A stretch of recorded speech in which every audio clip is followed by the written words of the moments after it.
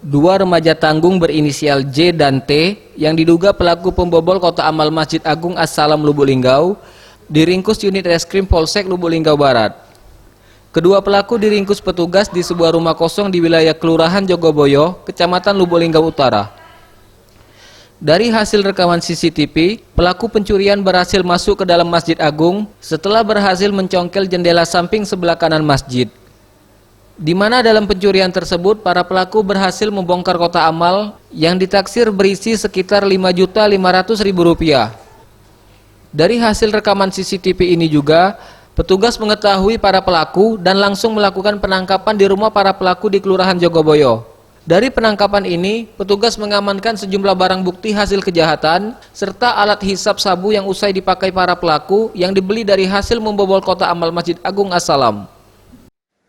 Mereka melakukan aksinya dengan cara membuka pintu masjid ya.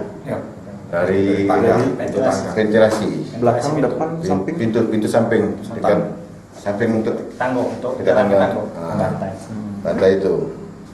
Terus mereka masuk Untuk mempertanggungjawabkan perbuatannya, kini kedua pelaku diamankan petugas di sel tahanan Polsek Lubuk Linggau Barat. Tim Liputan Sriwijaya TV.